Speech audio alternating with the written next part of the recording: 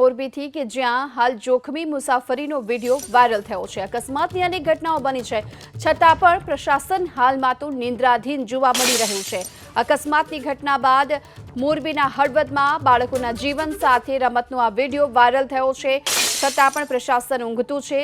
School રિક્ષા અને વાનમાં ઘેટા બકરાની જેમ બાળકો ભરવામાં આવ્યાની આ વિડીયો જે સામે આવી રહ્યો છે। મોરબીના હળવદનો આ વિડીયો છે, જ્યાં બાળકોના જીવન સાથે ચેડા થતા હોય તે પ્રકારનો વિડીયો। સ્કૂલ વાનમાં 17થી વધુ બાળકો ભરવામાં આવ્યા છે।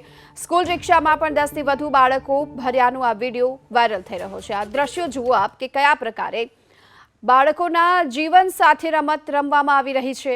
સ્કૂલ રિક્ષા અને વાન કે જ્યાં ઘેટા બકરાની જેમ આ બાળકોને ભરવામાં આવી રહ્યા છે। કોઈ પણ જાતના નિયમોને હાલ અનુસરવામાં નથી આવી રહ્યા, અને જો અકસ્માતની આ ઘટના બને તો કોણ જવાબદાર રહેશે? આ સ્કૂલ રિક્ષા કે જ્યાં મોરબીના હળવદની આ સ્કૂલ રિક્ષા છે, તો આ તરફ સ્કૂલ વાનમાં એ જ પ્રકારના કંઈક દ્રશ્યો પણ સામે આવી રહ્યા છે। સ્કૂલ વાનમાં ઘેટા બકરાની જેમ આ નાના બાળકોને ભરવામાં આવી રહ્યા છે। આગળની સીટ પર જ 3 બાળકોને બેસાડવામાં આવ્યા, તો આ રિક્ષામાં પાછળની સીટ પર આપ જોઈ શકો છો કે કયા પ્રકારે જોખમી રીતે આ 4 બાળકોને બેસાડવામાં આવ્યા છે, અને જો આ દરમિયાન કોઈ ઘટના બને તો આખરે જવાબદાર કોણ રહેશે?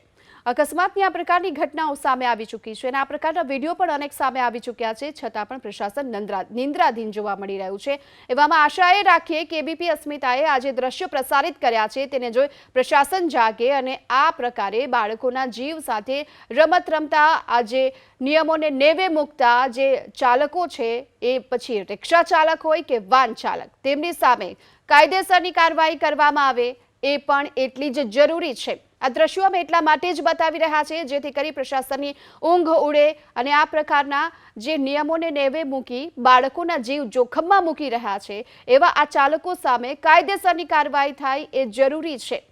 માતા પિતા પણ પોતાના બાળકોને આ પ્રકારે જોઈને ચોક્કસથી તેમનામાં ચિંતા ઉદ્ભવતી હશે, પરંતુ શું એ પણ અહીં સવાલ થઈ રહ્યો છે કે શાળા સંચાલકોને પણ શું આ પ્રકારના દ્રશ્યો દેખાઈ રહ્યા છે કે કેમ? બીજી તરફ જે વાન ચાલકો અને રિક્ષા ચાલકો છે એ પણ ઘેટા બકરાની જેમ જ્યારે બાળકોને ભરી રહ્યા છે, ત્યારે તેમની સામે અત્યાર સુધીમાં કયા પ્રકારની કાર્યવાહી થવામાં આવશે એ પણ મહત્વનું છે। વધુ વિગતો મેળવીએ, સંવાદદાતા પાર્થ પટેલ આપણી સાથે જોડાઈ ચૂક્યા છે। પાર્થ, બાળકોને ઘેટા બકરાની જેમ રિક્ષામાં સ્કૂલ વાનમાં ભરવામાં આવી રહ્યા છે, શું સ્કૂલ પ્રશાસન અથવા તો જે વહીવટી વિભાગ છે તેમના તરફથી આ અંગે કોઈ કાર્યવાહીના સંકેત જોવામાં આવી રહ્યા છે?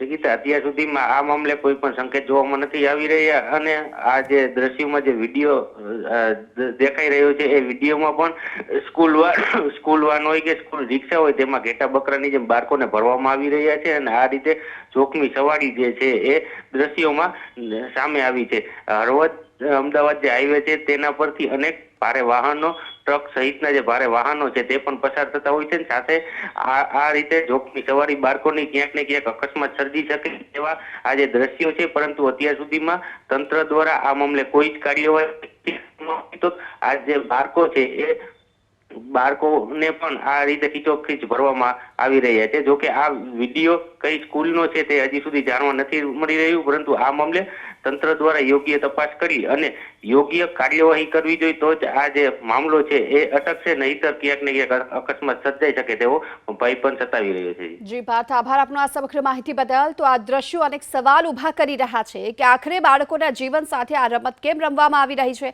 જો અકસ્માત સર્જાશે તો આખરે કોની જવાબદારી રહેશે? મોરબી અને આ સાથે સાથ આપને છોટાઉદેપુરના પણ આ દ્રશ્યો જોઈ લો કે કયા પ્રકારે આજના જે વિડીયો જે વાયરલ થયો છે, જે એક સ્કૂલ વાન જે બંધ પડી ગઈ હતી તેને આ નાના બાળકો છે ધક્કો મારી અને આગળ ચલાવી રહ્યા છે। આ પ્રકારે અહીં પણ બાળકોના જીવ જોખમમાં મૂકવામાં આવી રહ્યા છે। તો આ બે અલગ દ્રશ્યો અમે આપને દેખાડી રહ્યા છીએ। એક તરફ મોરબીના હળવદના કે જ્યાં ઘેટા બકરાની જેમ સ્કૂલ વાન ને આ સાથે સ્કૂલ રિક્ષામાં બાળકોને ભરવામાં આવી રહ્યા છે, તો બીજી તરફ છોટાઉદેપુરમાં જ્યારે આ સ્કૂલ વાન બંધ પડી ગઈ તો તેને ધક્કા મારતા નાના માસૂમ બાળકો જોવા મળ્યા।